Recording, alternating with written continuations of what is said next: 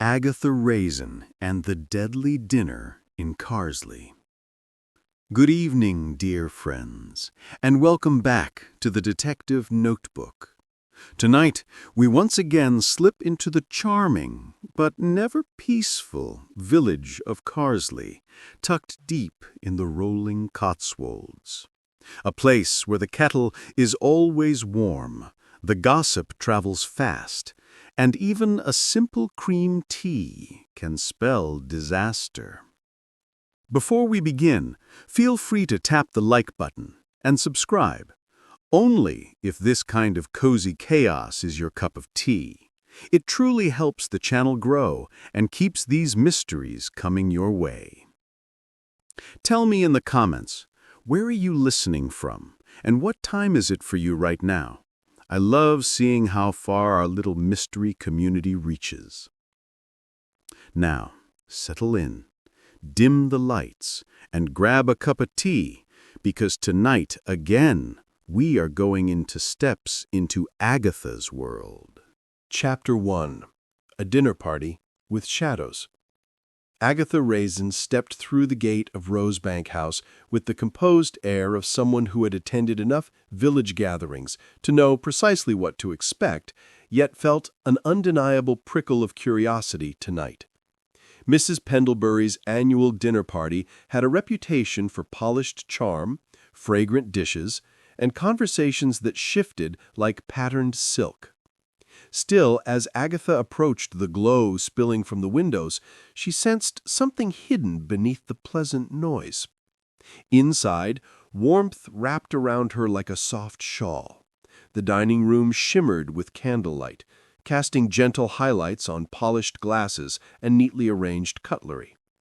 Mrs. Pendlebury swept toward her in a cloud of floral perfume, fluttering like an anxious bird trying to appear serene. Her smile was gracious, but her eyes carried the restless shine of someone determined to keep every detail in perfect order. Agatha noted the tension immediately, storing it away like a clue. Across the room, Mr. Hargreaves, the boastful neighbor, known for recounting his minor achievements with dramatic grandeur, held court near the drinks table. He puffed out his chest as he delivered a story about a misbehaving delivery van, drawing polite laughter from nearby guests.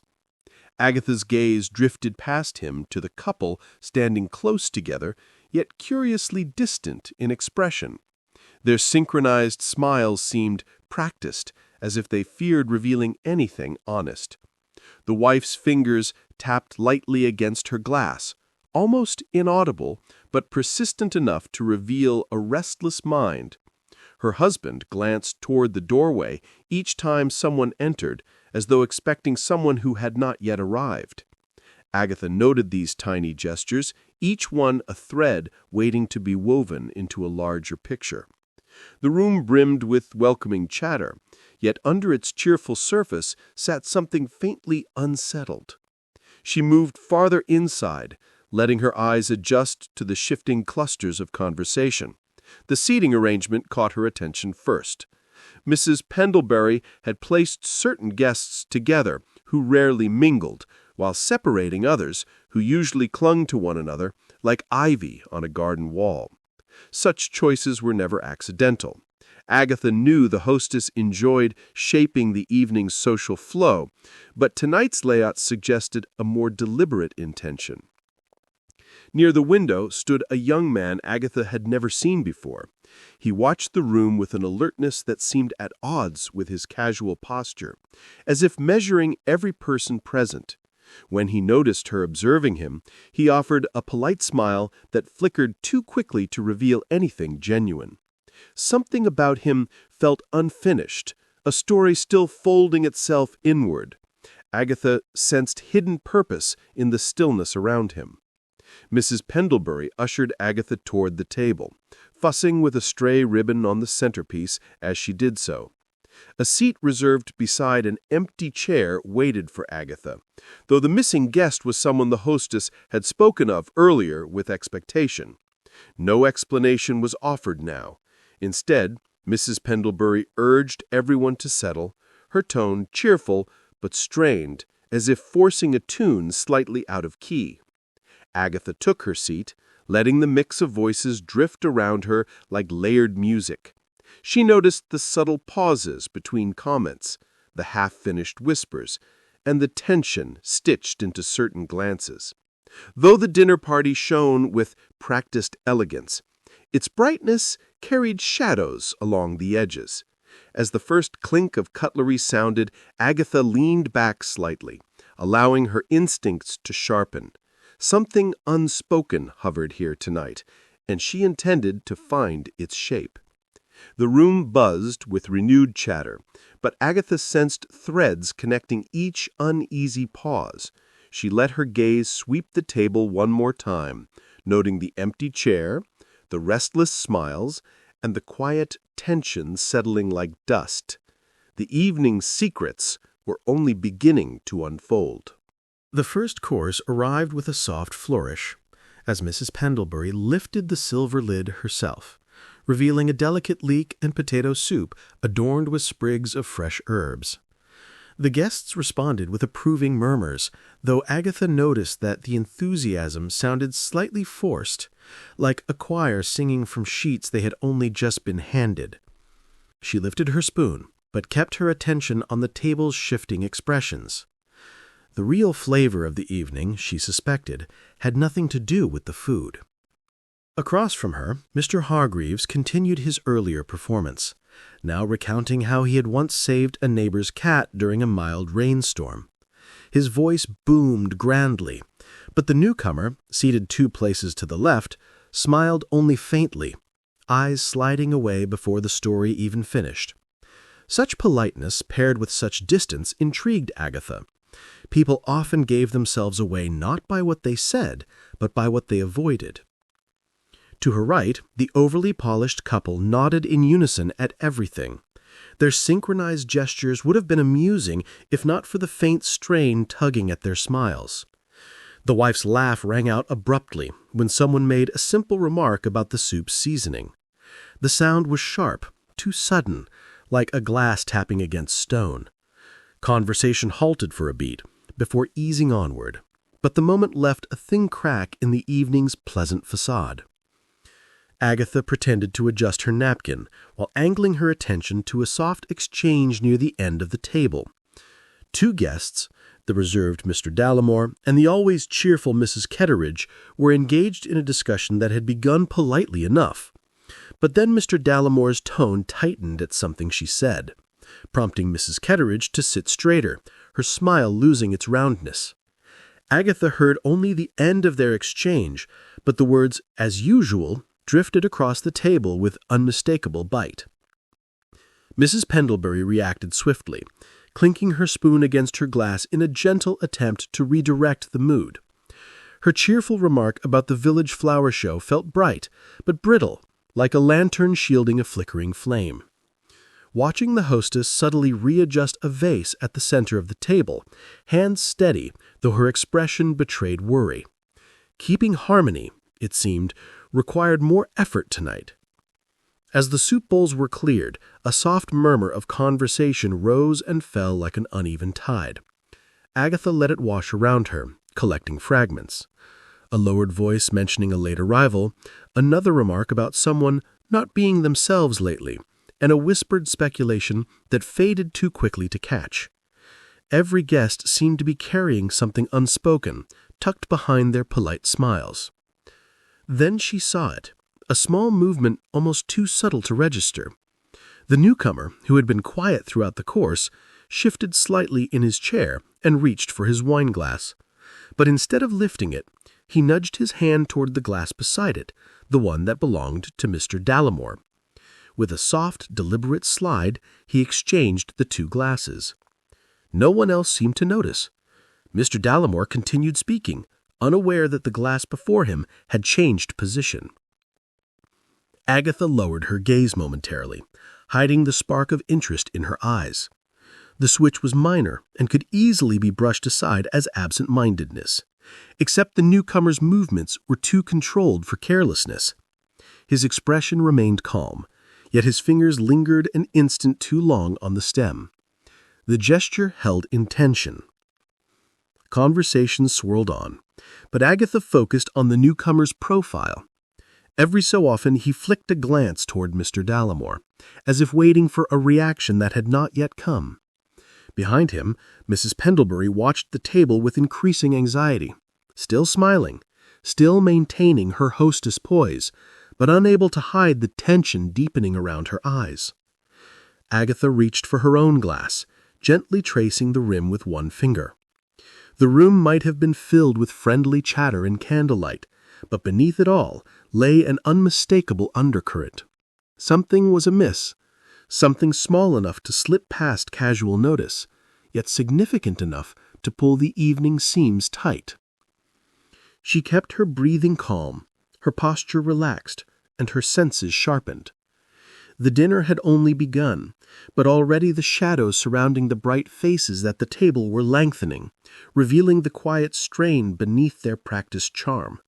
And Agatha had every intention of following where those shadows led. Chapter 2. The Moment Everything Changes. The moment seemed perfect. Candles flickered over polished cutlery, silverware glinting softly under the warm chandelier light. Mrs. Pendlebury lifted her glass, her voice carrying just enough cheer to pierce the gentle hum of conversation. To friendship, laughter, and another year in our beloved village. Glasses clinked lightly, smiles spreading across faces. Agatha watched as the collective energy shifted towards celebration, noting each guest's posture, the slight lift of eyebrows, the hidden tension behind polite eyes. Everything seemed ordinary, yet her instincts, honed by years of village mysteries, tingled with subtle warning. The newcomer's gaze flicked across the table, scanning each face with the precision of someone cataloging details. Mr. Hargreaves straightened, clearly expecting an enthusiastic cheer for his earlier story. The couple across from Agatha exchanged an almost imperceptible glance, smiles still in place, but tight around the edges. All of it blended into the background until the sound, a sudden gasp, a thud against the wooden floor, snapped attention like a whip. Mr. Dallimore's chair toppled back with a scrape, startling everyone. His hand flew to his chest, eyes wide and glazed. He collapsed entirely, sending his half-finished wine glass tilting dangerously, but miraculously remaining on the edge of the table. Shouts erupted instantly, a chorus of panic. Mrs. Pendlebury's voice cracked as she called his name, stepping forward with trembling hands. "Someone, help, please!" Agatha remained seated, a calm eye in the storm. She observed the positions of those nearest to the fallen guest. The wife from the polished couple knelt beside him, pressing a hand to his arm, murmuring reassurances she didn't fully believe herself. The newcomer had frozen, body taut, as if calculating the exact moment to act, or whether he needed to act at all. Mr. Hargreaves stumbled toward the door, then froze mid-step, torn between rushing for help or avoiding entanglement. Amid the chaos, Agatha noticed a tiny, almost invisible detail, a faint, powdery residue clinging to the rim of Mr. Dallimore's abandoned glass.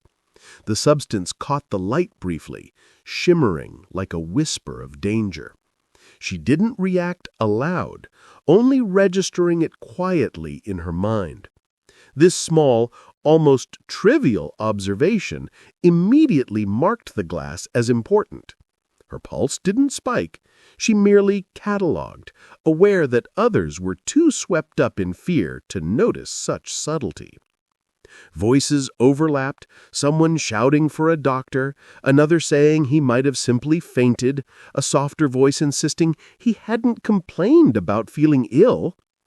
Footsteps scuffed across the polished floor as a few guests tried to move closer, while others slipped backward, seeking safety in distance. The room, once filled with laughter, now vibrated with tension, a mingling of shock, worry, and barely restrained hysteria.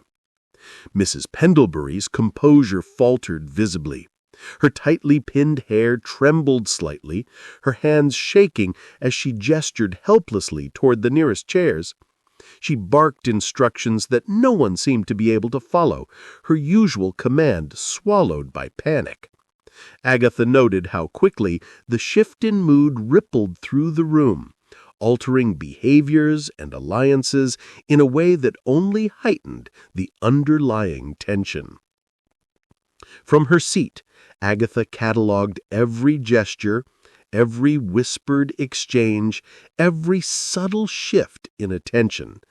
The newcomer's eyes flicked momentarily toward the kitchen door, where a shadow seemed to pass, a guest or a staff member slipping quietly away.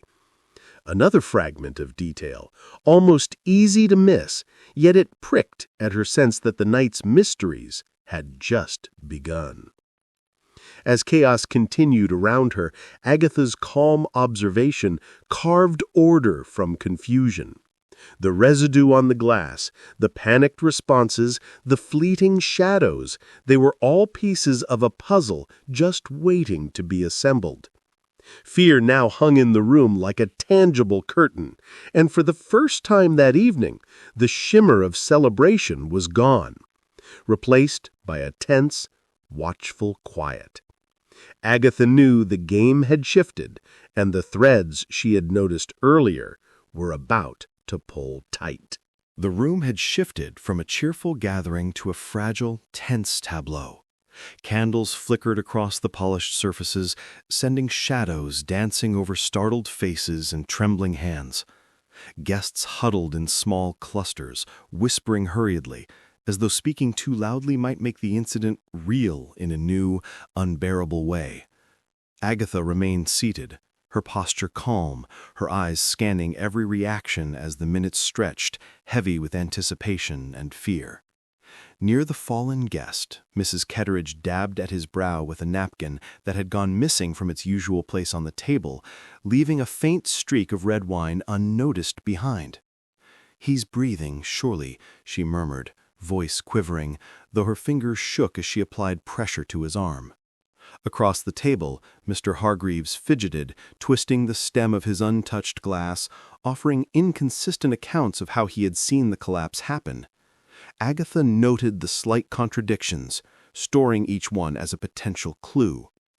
The polished couple whispered in hurried tones, glances darting between themselves and the rest of the guests. "He was drinking quickly, wasn't he?"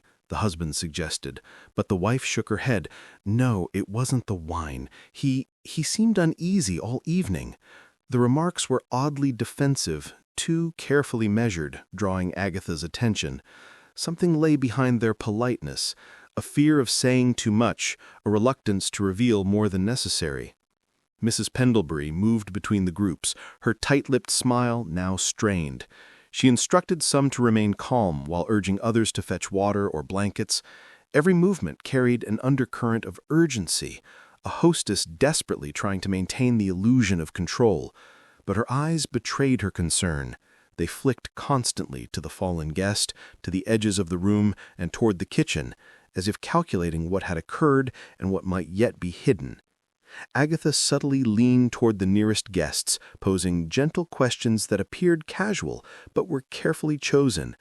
"Did you see where he placed his glass?" she asked Mr. Dallimore, who stammered slightly, avoiding her gaze. I think he had it near him, yes," he replied, tone too measured to be casual. She noted the hesitation. Next, she observed the young newcomer, who had slipped into a quieter corner of the room, glancing briefly toward the kitchen before averting his eyes. His hands rested lightly on the table, fingertips brushing the rim of a glass that smelled faintly of something unfamiliar, herbs, or perhaps a spice that did not belong. The flickering candlelight accentuated every twitch, every sideways glance, every hurried movement. A server moved discreetly, placing a fresh napkin where the missing one should have been, but not before Agatha had seen a faint stain linger on the tablecloth, a subtle clue overlooked by others. She stored these details carefully. The stain, the defensive gestures, the erratic whispers, all small threads that, when woven together, might reveal a larger pattern. Some guests began to argue quietly, voices low but tense. One insisted the victim had merely choked. Another muttered that perhaps the soup had been laced with something. Agatha listened without interrupting, letting the speculation drift past her while she connected invisible dots. Defensive postures, small evasions, odd scents, and whispered fragments were more telling than any declaration. Though the night had turned grim, Agatha's mind worked with calm precision. Each observation was a piece of a puzzle that others did not yet see. While fear and uncertainty swirled like candle smoke through the room, she maintained a steady composure, watching and listening, storing and preparing. Even as the guests fumbled in panic, Agatha's resolve remained unshaken, a quiet anchor in the candlelit chaos. By the time a distant bell announced the arrival of outside help, Agatha had mentally mapped every movement, every gesture, every hushed exchange. The evening had shifted irrevocably, but she was ready. The threads of uncertainty had been noted, the strands of truth were slowly beginning to take shape. The mystery was no longer just a shadow, she could already feel its edges, waiting to be unraveled. Chapter 3. Secrets Beneath the Surface. The dining room, once filled with laughter and the gentle clink of cutlery, now felt hollow. The authorities had come and gone, their presence brief but efficient, taking the fallen guest with them while leaving a silence that pressed against every wall. Guests lingered in small clusters, some speaking in hushed tones, others staring blankly at untouched glasses or polished silverware. Agatha remained in the background, letting her eyes travel across each face, quietly noting the different ways people processed shock. Some paced, hands clasped tightly, others sat stiffly, jaw taut, as if willing themselves not to cry. Mrs. Pendlebury hovered near the cleared table, her composure unraveling in slow, measured tremors. She offered a smile here, a kind word there, but the strain showed in her tightened lips and the subtle tremble in her hands. Agatha watched how the hostess's attention shifted repeatedly from one guest to another, seeking reassurance, approval, or perhaps distraction from her own worry. Across the room, the boastful Mr. Hargreaves laughed nervously at his own earlier comments, as though trying to restore levity, yet the sound rang hollow, echoing faintly against the empty walls. The polished couple moved closer to the fireplace, whispers flowing between them like a current of private anxiety. Their faces retained that practiced smile, but their eyes darted repeatedly toward the now vacant seat, betraying a tension they could not entirely hide. Agatha's attention lingered on their subtle movements, their coordinated gestures, the way they leaned toward one another as if drawing courage from proximity. She made a mental note of how closely people aligned themselves, who sought comfort in familiar company and who avoided engagement entirely. Near the window, a young man, the newcomer, stood alone, hands loosely clasped behind his back. His eyes, calm yet alert, scanned the room as though marking every detail for future reference. When he noticed Agatha's gaze, he offered a faint, polite smile before turning away, his posture deliberate, unreadable. Something about his calmness, the measured ease with which he observed the chaos, sent a flicker of suspicion through her mind. Was he relieved the commotion had occurred, or simply intrigued? Either possibility demanded attention. As Agatha prepared to leave, she let her mind replay the evening's events in careful sequence. The swapped glasses, the residue on the rim, the odd tensions between certain pairs of guests, the nervous glances that had passed almost unnoticed. They were threads in a web beginning to tangle. Each detail demanded quiet contemplation, and the more she thought, the more patterns began to emerge. The village's charm, so evident in daylight, contrasted sharply with the heaviness that clung to the evening, and the disparity felt almost deliberate, as if masking deeper truths. Guests began to drift away, their departures uneven, some lingering, talking too long with polite concern, others slipping quickly toward the door, eager to remove themselves from the seam. Agatha noticed a few particularly hasty exits, movements too smooth, too deliberate, like someone attempting to avoid scrutiny. These small anomalies pulled her attention, even as she observed casual gestures meant to disguise inner tension. The crisp night air greeted her as she stepped out, carrying the scent of late blooms and damp earth. Carsely's streets, usually tranquil, felt quieter than usual, the darkness pressing gently against the cottage's golden windows. Agatha's mind, however, was far from the calm of the village night. Details from the dinner swirled like delicate smoke. The swapped glasses, the powdery residue, the subtle shifts in body language. She traced each fragment mentally, beginning to see a pattern that suggested something larger, something deliberate, stretching beneath the surface. With every step toward home, Agatha pieced together the evening's quiet aftermath. Faces, gestures, hushed voices, and fleeting expressions all formed a tapestry she could not yet fully comprehend. But already the threads were tightening, and she knew that soon enough the hidden strands of the night would begin to reveal themselves in ways that could not be ignored. The morning sun spilled gently across Carsely, painting the village in soft golds and pale blues. Birds chirped insistently, as though determined to fill the air with cheer, but the hum of voices rising from the bakery told a different story. Agatha Raisin stepped onto the cobbled path, pulling her coat tightly around her. Even with the calm of dawn, the village felt charged, as if the events of the previous evening had left a lingering, electric tension in the air. She adjusted her bag, anticipating the familiar comfort of warmth and pastries, and headed toward Mrs. Trelawney's bakery. Inside, the smell of fresh bread and cinnamon immediately wrapped around her like a cozy embrace, yet the usual chatter had taken on a brisk, nervous energy. The baker herself fussed over trays of scones, glancing repeatedly at the small groups of villagers clustered around the counters.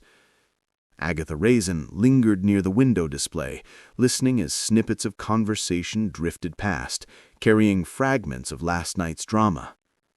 "I heard he was acting strangely all week," murmured one elderly lady, voice trembling with excitement and fear.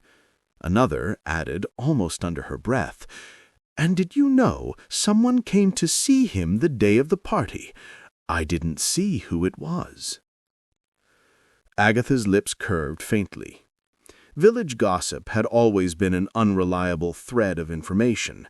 Some stories exaggerated, others half-formed, but each one contained the possibility of a kernel of truth. She listened intently, storing details quietly while pretending to admire the delicate icing on a tray of cupcakes. Each conversation seemed to pull at another layer of the mystery, weaving an intricate tapestry of motives and secrets. Bill Wong arrived shortly after, his usual crisp coat brushing against the doorframe as he entered. His eyes met Agatha's, a flicker of warning hidden beneath his professional calm. "Morning, Raisin," he said evenly, though his tone carried an edge. "I don't suppose you've decided to involve yourself in the official investigation, have you?" His question was polite, but carried the weight of clear caution. Agatha allowed herself a small, mischievous smile. "I'm only here for the pastries, Bill," she said lightly, though the tinkle in her eyes suggested otherwise. She knew she would ignore his warning. Curiosity was a force she could never resist. He sighed, shaking his head subtly, before turning to address another customer, leaving Agatha to her quiet observations. She moved closer to the counter, listening as further pieces of information surfaced. A dropped remark about a long-standing feud between two families, previously thought resolved, sparked her interest. Another whispered tidbit hinted that the victim had received an unexpected visitor earlier in the day, someone who had not been mentioned in the evening's accounts. Agatha's mind began to link these threads with the details she had gathered the night before: swapped glasses, nervous glances, hesitant gestures. Pulling out a small notebook from her bag, Agatha jotted down names and observations with neat precision. Connections began to emerge between the guests, highlighting rivalries, grudges, and subtle alliances. Each overheard comment, each fragment of gossip, became a clue to be weighed and considered. The bakery buzzed around her with friendly energy, the scent of baking bread blending with the undercurrent of tension, creating a strange juxtaposition that she found oddly comforting. By the time she left the bakery, the morning light had strengthened, casting long shadows across the cobbled streets. Agatha's mind was alive with possibilities. The village seemed quaint, cozy, and utterly familiar, yet beneath its cheerful exterior, secrets stirred. Every conversation, every glance she had noted contributed to a slowly emerging picture. The mystery of the dinner party, tangled and intricate, was beginning to unravel, and Agatha was determined to follow its threads wherever they led. Chapter 4. Threads Begin to Tighten. Agatha arrived at Rosebank House mid-morning, her presence cloaked in casual concern. The village's sunlight fell softly on the trimmed hedges and flower beds, yet the familiar charm of the house did little to soothe the tension she sensed pressing behind its doors. Mrs. Pendlebury met her at the entrance, hands fluttering nervously over her apron, eyes wide with a mixture of relief and agitation. "Agatha, how kind of you to come," she said, voice fragmented, as though strung together from careful pieces of calm. I can hardly bear to think of that evening again." The hostess led her into the dining room, motioning to a chair with trembling hands. Agatha allowed herself to sit, though her gaze immediately drifted to the table. Everything seemed orderly at first glance. Silver gleamed, crystal caught the light, and the centerpiece remained untouched. Yet her practiced eyes caught subtle disruptions. A chair, once neatly tucked, now angled slightly away from the table, suggesting someone had left in haste.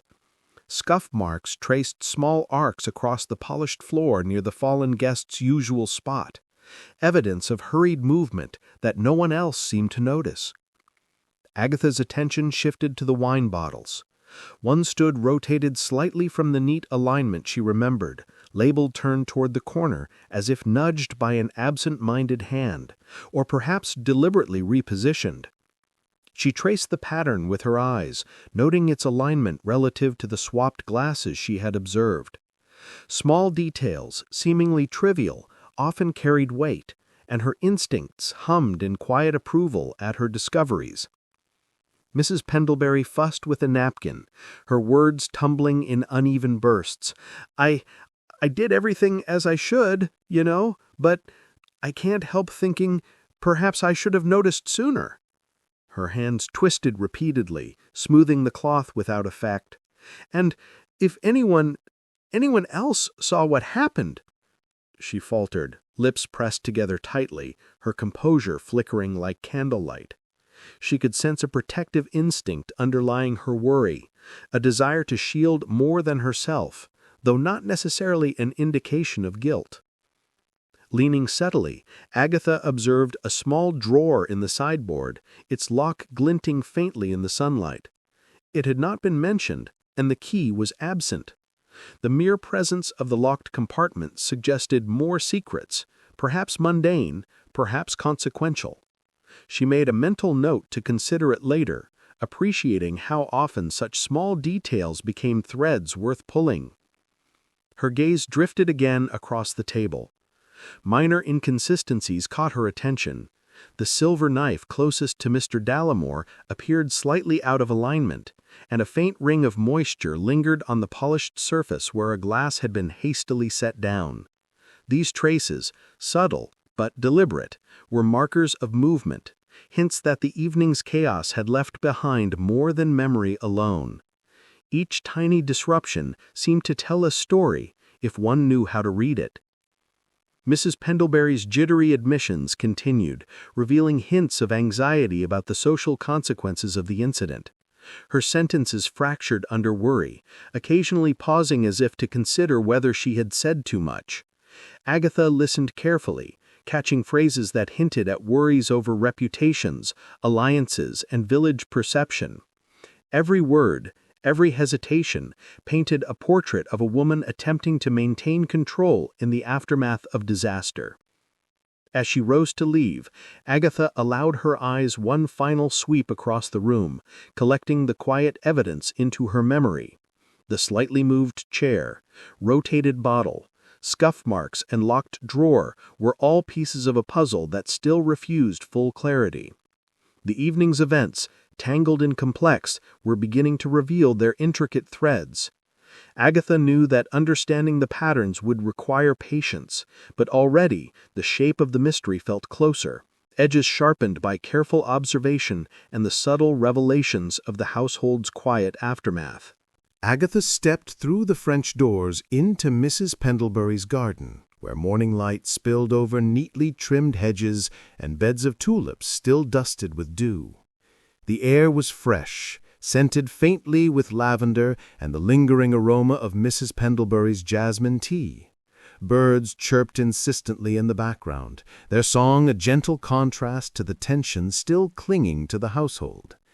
Agatha led the two guests she wished to speak with toward a wrought-iron bench tucked beneath a blossoming cherry tree, the pastel petals brushing softly against the grass as a cool breeze stirred. Mr. Hargreaves fidgeted with the lapel of his jacket, glancing repeatedly toward the house, his voice jittery as he began to speak. I don't know what to say. One moment we were celebrating, and the next—" He trailed off, hands clenching briefly in his lap before loosening again. His words stumbled, revealing unease he could not fully disguise. Agatha watched carefully, noting the tiny tremor in his fingers and the way his eyes darted toward the polished couple standing near the fountain. Beside him, Mrs. Ketteridge appeared outwardly calm, but her gaze frequently flicked toward Hargreaves, subtle shifts in her posture betraying a tension she did not voice. At one point, she let slip a comment that drew Agatha's attention. He mentioned seeing something unusual before the toast, though I'm not certain. Her voice softened immediately, as if she had revealed too much, but the fleeting acknowledgment was enough. Agatha's brow arched slightly. The remark was not meant for disclosure, yet it carried weight. As the two guests exchanged glances, Agatha noticed an almost imperceptible synchronicity between them, a quiet signal that suggested shared knowledge. Neither wished to fully admit what they knew, and yet both reacted subtly whenever the other spoke. The observation sharpened her sense that the evening's mystery extended beyond the obvious, that hidden threads connected people in ways not immediately visible. She allowed a pause, letting the garden's tranquility draw out their nervous energy. "You glanced toward the shed earlier," Agatha said casually, voice soft, as if mentioning an innocuous detail. Both guests stiffened imperceptibly. Mr. Hargreaves cleared his throat. "It's nothing. Just, checking the grounds." Mrs. Ketteridge's lips pressed together briefly, and she nodded, adding, "Yes, nothing of importance." Their words were polite, but the rigidity of their posture, the careful avoidance of eye contact with the shed, confirmed Agatha's suspicion. Agatha leaned back slightly, observing the garden anew. The sunlight created shifting patterns on the path, and the gentle rustle of leaves highlighted the subtle movements she had already catalogued. Every glance, every hesitation, every slight shift in stance spoke volumes.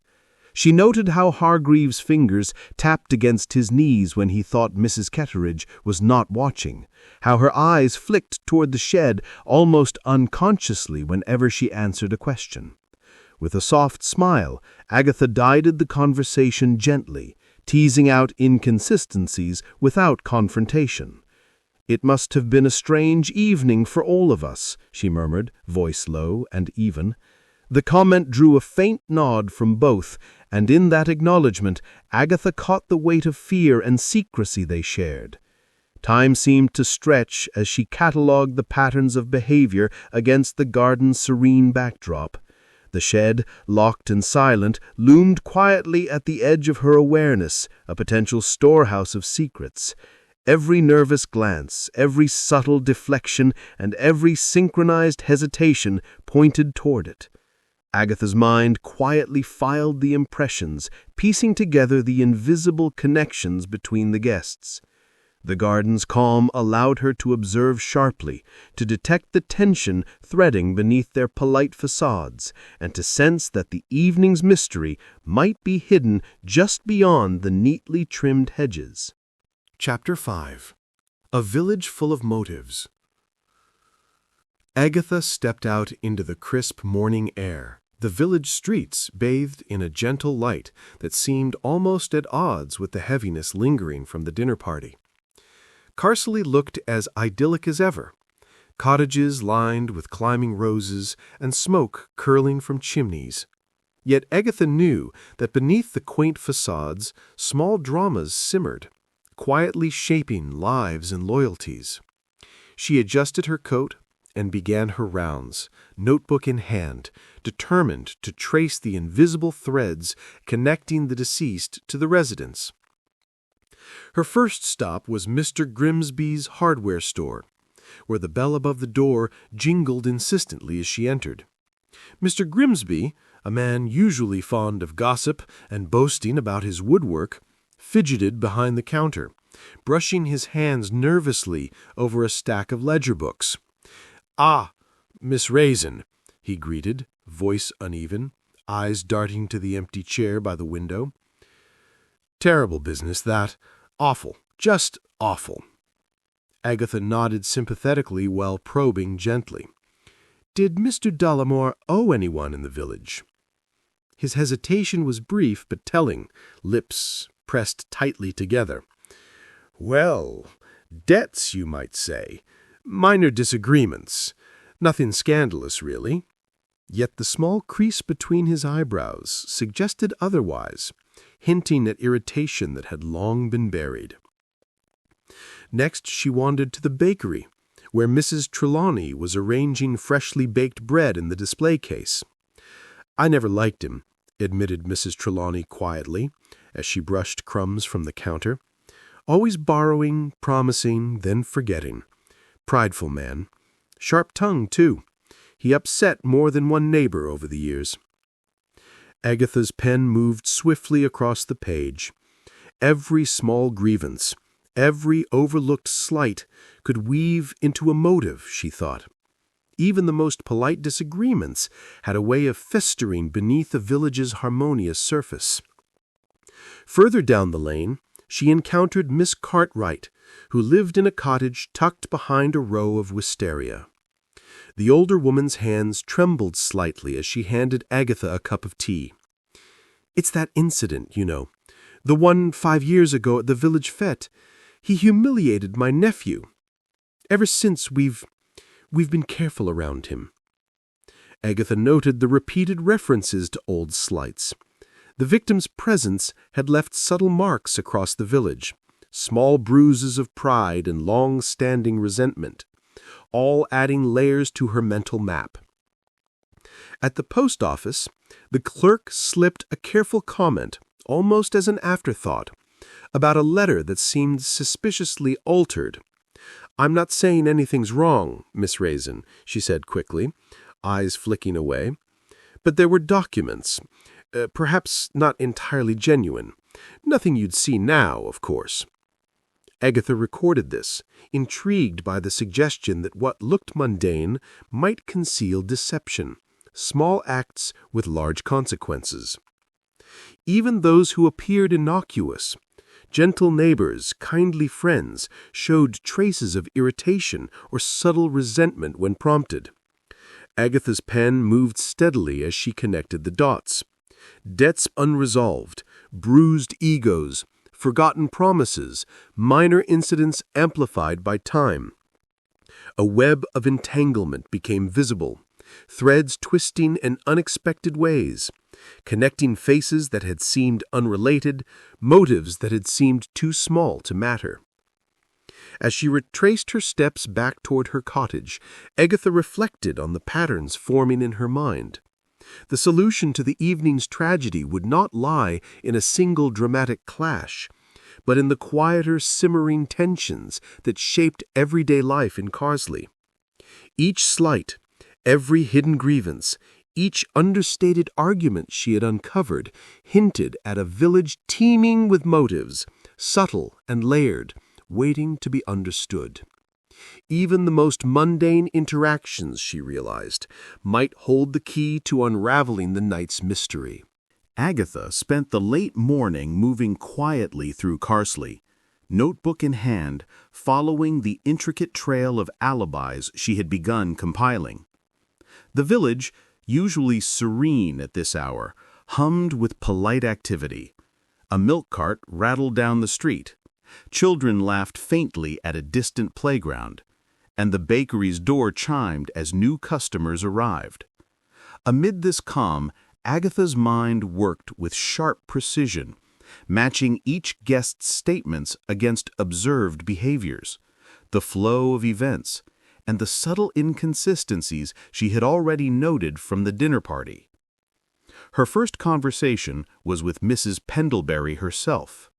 The hostess recounted her movements with careful exactness, a pause in the kitchen to fetch a napkin, a quick adjustment of the centerpiece, then an extended greeting for each arriving guest.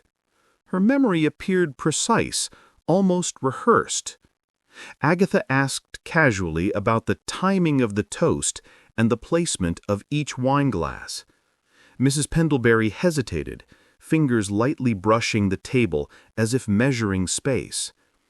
I suppose everything was as usual," she said, tone slightly defensive, eyes flicking toward the sideboard where the locked drawer remained.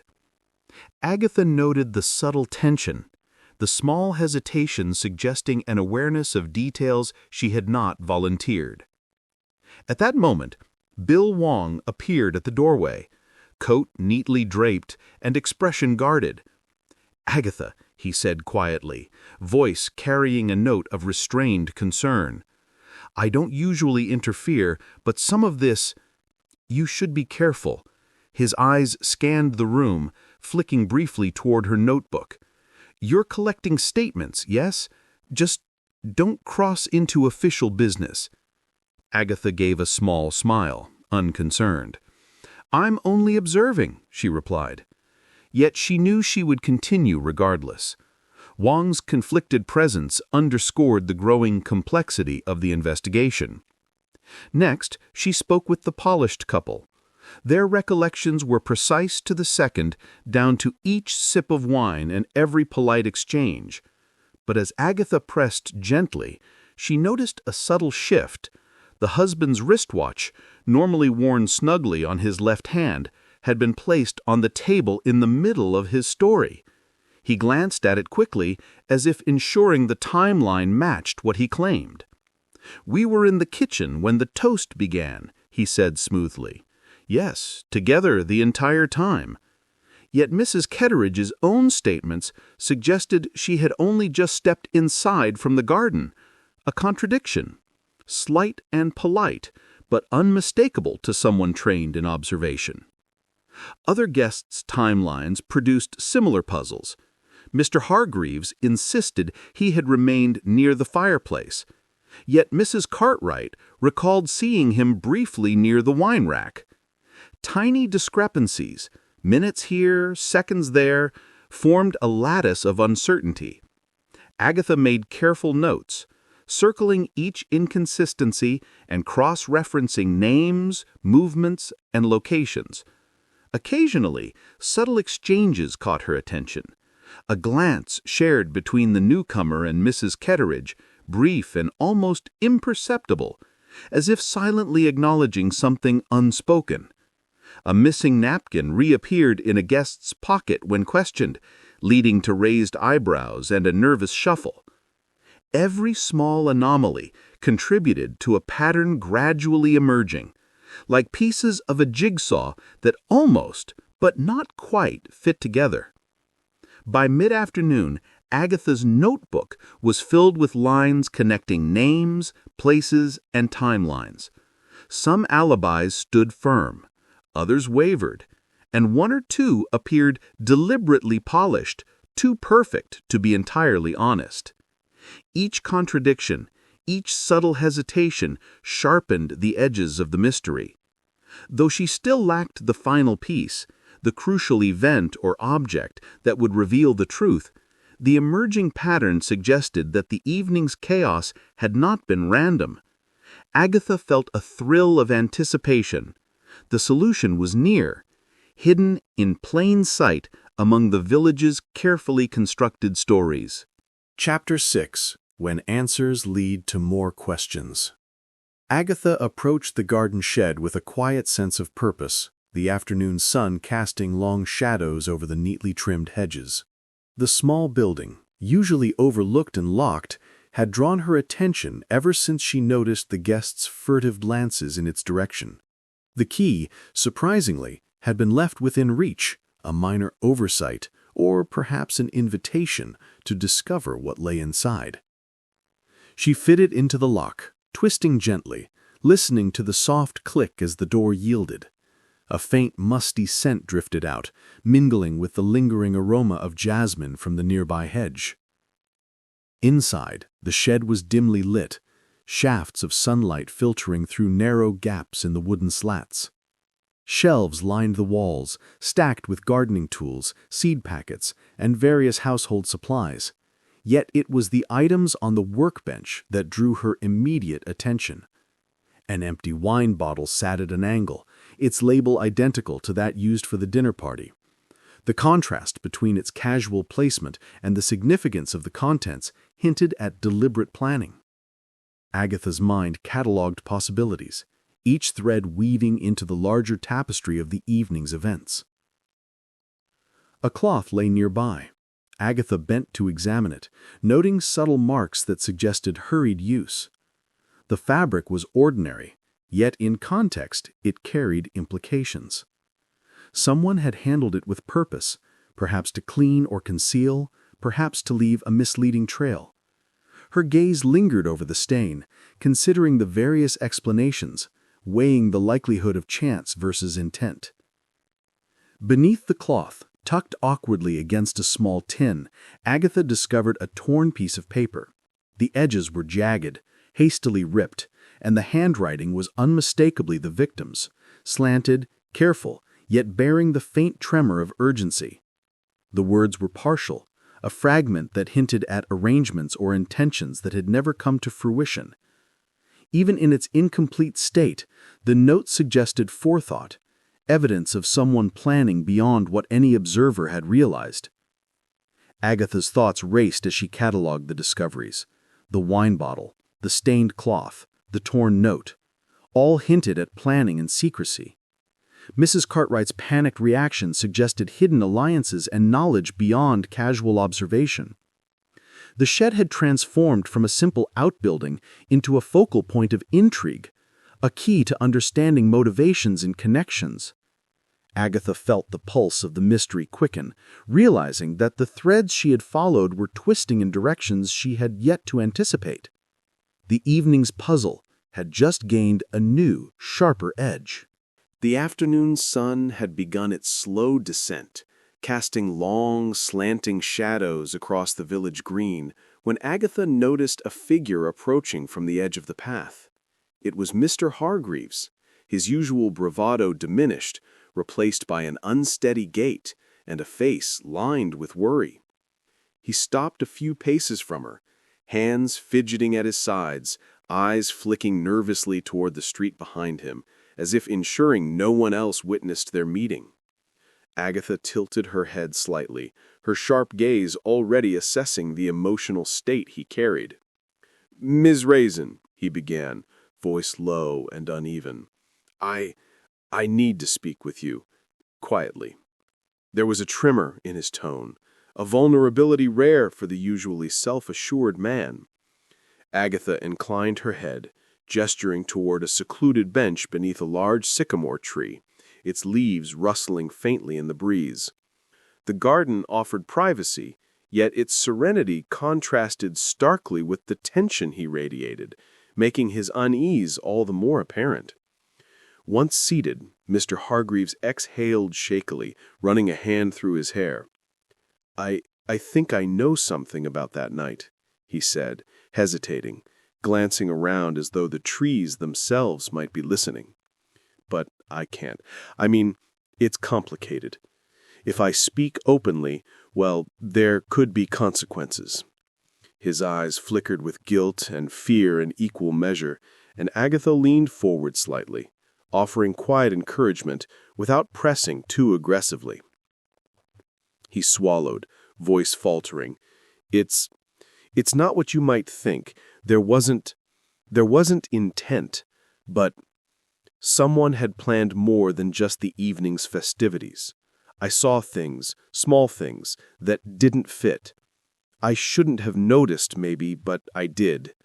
His words were fragmented, half-formed, each admission weighted with a struggle to reveal yet shield simultaneously. Agatha's pen hovered over her notebook, ready to record, though she remained silent, letting him dictate the pace. He paused, as if drawing courage from the dappled sunlight. The glasses, the wine. Someone moved them for a reason, I'm certain. I shouldn't say more. It's dangerous. The tremor in his hands betrayed the inner conflict, a desire to confess weighed against the fear of repercussions. Every gesture, the tightening of his fists, the quick upward glance, the subtle shift backward on the bench, signaled emotional turmoil far beyond mere concern for propriety. Agatha's mind catalogued the contradictions. A man who claimed knowledge, yet refused to divulge, whose words suggested both innocence and insight, whose guilt seemed genuine but incomplete. She pressed gently. "What exactly did you notice, Mr. Hargreaves?" She framed it casually, though her tone invited trust. His eyes widened momentarily, a flash of panic breaking through the carefully controlled mask. I can't. Not yet. You'll have to understand. I'm not ready." And with that, he rose abruptly, hands trembling slightly, and walked briskly back toward the village path, disappearing before Agatha could follow. She remained seated for several moments, absorbing the encounter. Frustration prickled her senses, sharp and persistent, yet beneath it lay an invigorating spark. The half-spoken admissions, the visible struggle between fear and honesty, suggested that a crucial piece of the puzzle was close, tantalizingly within reach. Every nervous glance, every hesitant word, every contradictory emotional cue had been carefully noted. As the breeze stirred the leaves above, Agatha allowed herself a slow exhale. She felt the truth so near that it seemed almost tangible, brushing against the edges of her awareness, yet still just out of reach. The encounter had left her frustrated, certainly, but also energized, a renewed determination settling in her mind. The threads of the evening's mystery were drawing tighter, and she could sense that the next revelation, when it came, would shift everything she thought she knew. Chapter 7. The Truth Comes into Focus. Agatha sat at her writing desk, the late afternoon light streaming through the window and catching the edges of her meticulously organized notebook. Each page was filled with observations, timings and sketches, snippets of dialogue, gestures, and small anomalies she had noted over the course of the investigation. Today, she intended to reconstruct the entire evening, aligning every movement, every reaction, and every contradiction into a coherent sequence. The village outside seemed quiet, almost indifferent, while inside her mind worked with precise intensity. She began by reviewing the sequence of arrivals. Names, faces, and positions around the dinner table were carefully mapped, the subtle interactions catalogued. Who arrived first? Who lingered at the threshold? Whose eyes shifted toward another in silent recognition? Every detail contributed to a pattern emerging in her mind. Agatha noted the swapped glasses, now clearly intentional, and the residue found on the fallen guest's drink, which, when aligned with the timeline, hinted at deliberate preparation. The movements that had seemed minor at first now carried weight, each act a thread and a carefully woven web. Next, she cross-referenced the alibis she had collected earlier. Some had held up under gentle questioning, yet others faltered when considered against observed behaviors. The polished couple's story, initially flawless, revealed inconsistencies in timing and position when she overlaid it with independent observations. Mr. Hargreaves' nervous gestures now appeared less like mere anxiety and more like avoidance of scrutiny. Each glance away and hesitation placing him in the vicinity of key events. Agatha marked each discrepancy, drawing lines between actions and intentions with methodical precision. She paused to reconsider the torn note found in the shed. Its partial message had previously suggested planning, but lacked context. Now, aligned with the movements she had charted, it revealed subtle connections between the victim and other guests, a reminder that the motives extended beyond anger or revenge. Some villagers, she realized, had acted not out of malice, but desperation, seeking to protect something precious, even at personal risk. The pieces were beginning to form a picture both logical and unexpected. Turning to the wine bottle and the cloth, Agatha traced the sequence of events during the toast. The placement of the bottle, the swapped glasses, and the residue all aligned with the guests' positions and reactions, confirming her suspicions that certain actions had been calculated.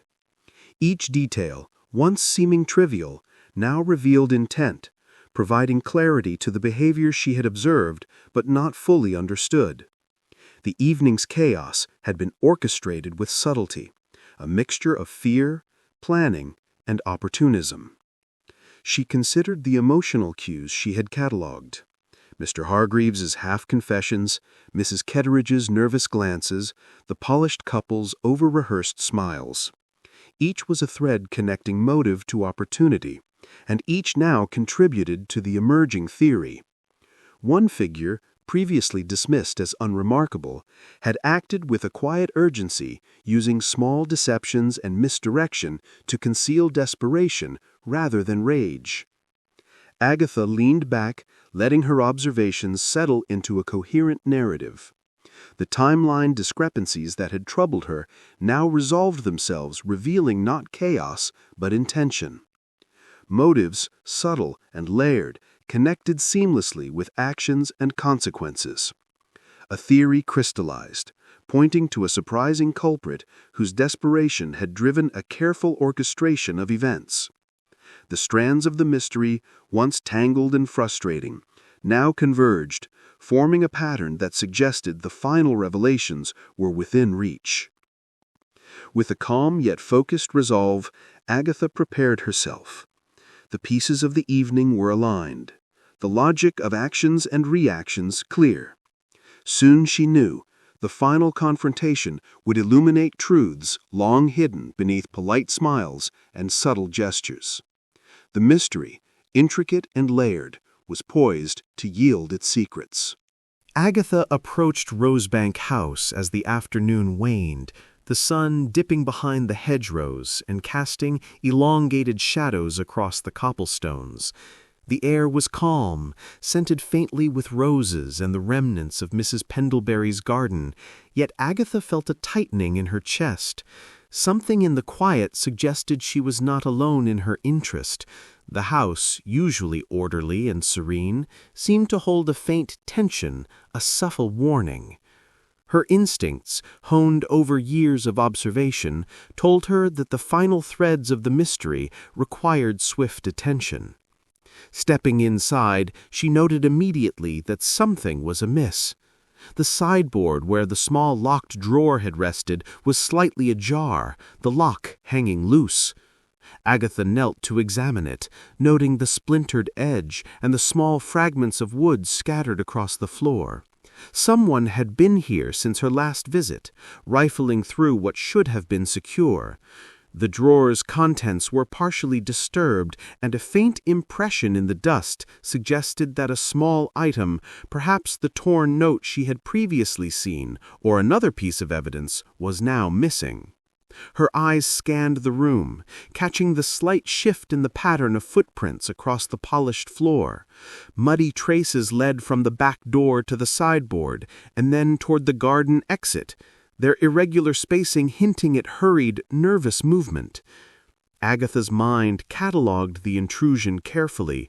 Someone had anticipated her investigation, had sought to alter or remove crucial evidence, and might still be nearby, watching. The thought sent a ripple of urgency through her calm, yet she maintained her composure, noting every clue without panic. The living room, bathed in the soft afternoon light, revealed further signs of disturbance. Cushions, slightly askew, a chair turned at an odd angle, faint smudges along the windowsill where hands had rested. Each subtle mark indicated recent presence. Agatha crouched near the window, peering into the garden, where shadows shifted beneath the trees. Movement just beyond her vision suggested an unseen observer, someone aware of her scrutiny, yet careful to remain hidden. Her pulse quickened slightly, but she allowed only a measured exhale, her mind already strategizing the next step.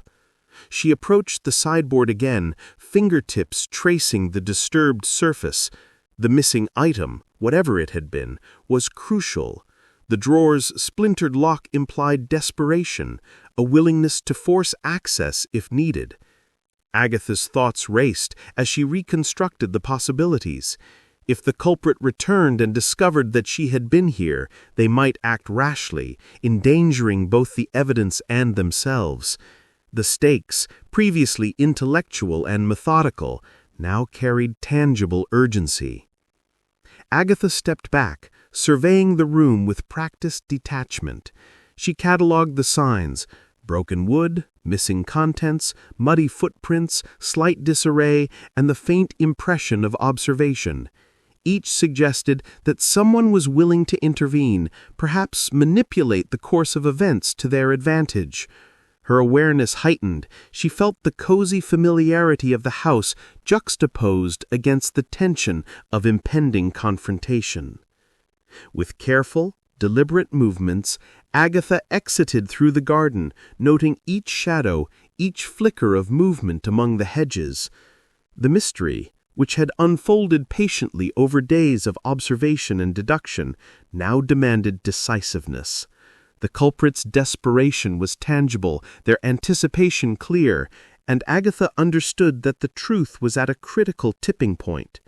Every step forward had to be measured, every observation precise, for the final pieces of the puzzle were fragile and vulnerable. In that quiet garden, with sunlight fading and the scent of roses still lingering, Agatha felt the weight of urgency settle upon her. There was little time left before the hidden threads could be altered, concealed, or destroyed. Chapter 8. Secrets unmasked at the dinner table. The afternoon sun poured through the tall windows of Mrs. Pendlebury's drawing room, painting the polished wooden floor in warm, honeyed tones.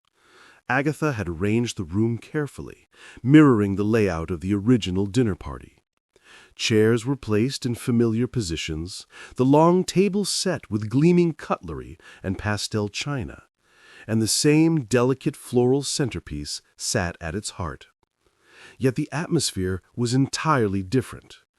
The air felt taut, thick with expectation, as if the room itself waited for secrets to be unearthed.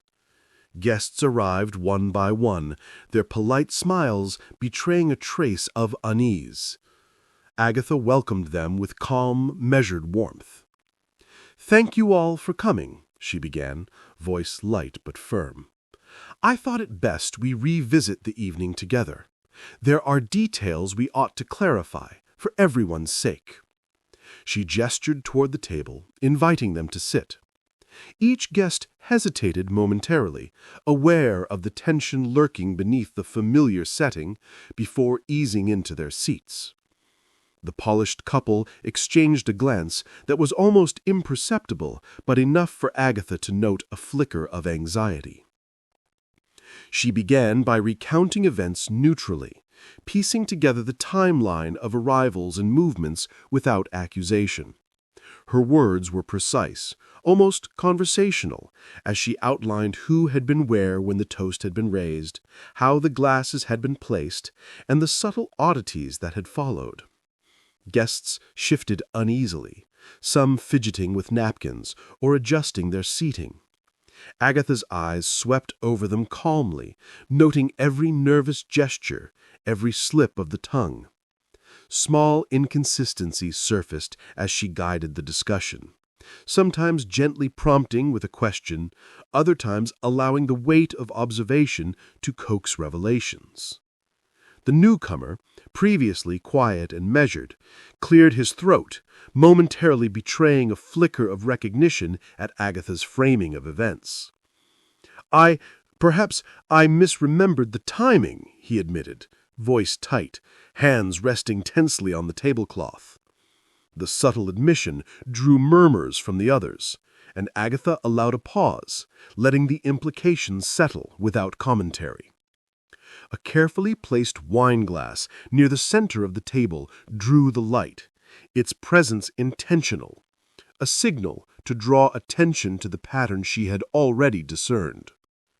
She referenced the swapped glasses and residue matter-of-factly, connecting these observations to the inconsistencies in alibis she had catalogued. The polished couple exchanged rapid glances, and the slight flush on the wife's cheek confirmed the tension Agatha had suspected. A slip of the tongue here, a nervous cough there, each small reaction was another thread for her to follow. Agatha's calm control of the conversation gradually unraveled lies and half-truths, guiding each guest to speak more openly than they intended. She noticed Mr. Hargreaves' hands clenching subtly in his lap, a telltale sign of internal conflict, while Mrs. Ketteridge's gaze flicked repeatedly toward the sideboard as if weighing disclosure against self-preservation. Each gesture, each pause, reinforced the growing clarity in Agatha's mind. One guest was far more unsettled than the others. As the discussion progressed, the room's tension thickened, almost palpable, yet contained within the familiar, cozy surroundings of Mrs. Pendlebury's. Agatha allowed moments of silence, giving space for the revelations to surface naturally, guiding rather than forcing. By the time she concluded the reconstructed account of the evening, the stage was perfectly set. Eyes widened, breaths caught subtly, and the guest, whose demeanor had shifted most noticeably, betrayed a nervousness impossible to conceal. Agatha leaned back slightly, a faint smile touching her lips. The pattern she had patiently assembled over days of observation, deduction, and careful probing had brought her to this point. The truth, layered and intricate, was now within reach. The threads aligned so that the final unveiling of motives and actions could be executed with precision. Every slip, every gesture, every deliberate placement of an object had guided the evening toward a single, unavoidable revelation. The second gathering fulfilled its purpose. The final confrontation awaited, and the mystery's center could no longer hide. Agatha rose from her seat, her movements measured and calm, as the gathered guests leaned forward slightly, sensing that the long-anticipated conclusion was at hand. The room, filled with familiar faces, remained silent, except for the faint rustle of clothing and the occasional shuffle of feet. Agatha's eyes swept across the table, noting the subtle tension, the nervous fidgeting, and the way each person's attention was fixed on her, aware that the intricate web of secrets would finally be unraveled. "I have spent the past days observing, questioning, and piecing together the events of that evening," she began, her voice steady, carrying both authority and warmth. "The collapse, the swapped glasses, the residue, each detail mattered. Not everything was as it appeared, and the truth, though complex, is quite clear when examined carefully." She paused briefly, allowing her words to settle, giving her listeners a moment to prepare for the revelations to come. Agatha continued, recounting the key facts, the timing of movements, the subtle deceptions, the nervous gestures, and the inconsistencies in alibis. Her explanation wove these elements together logically, presenting a coherent narrative. Slowly, the pattern emerged.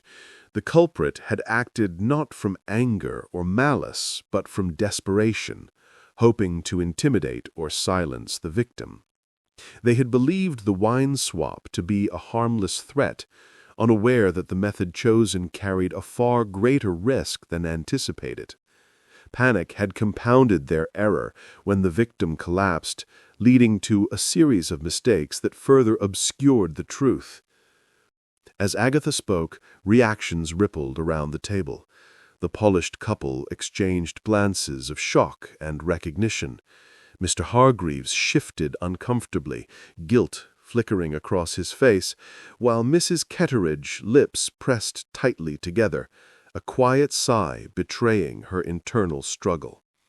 The guest responsible, previously tense and evasive, slumped slightly in their chair, hands clasped tightly as the weight of exposure settled fully upon them. Agatha's tone remained calm, even gentle, emphasizing understanding over accusation, allowing the individual to confront their actions without humiliation. "I believe the intent was never to harm," Agatha added, voice softening, "yet the consequences were unintended and serious. The panic that followed only amplified the danger, but through careful observation and deduction we can now see the truth clearly." She looked around the room, catching each subtle gesture, each flicker of relief, each hint of remorse. A collective breath seemed to release as the explanation reached its conclusion, relief mingled with guilt and regret, emotions spilling quietly into the once tense atmosphere. The village, though shaken, now had clarity, and the underlying tensions that had threatened to fester were finally addressed. Conversations began in hushed tones, apologies exchanged, and tentative smiles returned as normalcy slowly reasserted itself. As the evening drew to a close, the guests departed one by one, leaving the dining room bathed in the soft glow of candles. Agatha lingered briefly, absorbing the quiet and reflecting on the unraveling of the mystery. She thought of the village, its charm, its secrets, its intricate human connections, and allowed herself a small, satisfied smile. Though the events had been alarming, order had returned, and her careful observations had restored understanding. Stepping into the cool night air, Agatha glanced toward the horizon, the quiet streets of Carsely stretching before her. A gentle breeze rustled the leaves, carrying the promise of another day, another mystery waiting to be uncovered. For now, though, she felt a profound sense of calm, knowing that peace had returned, even if only temporarily.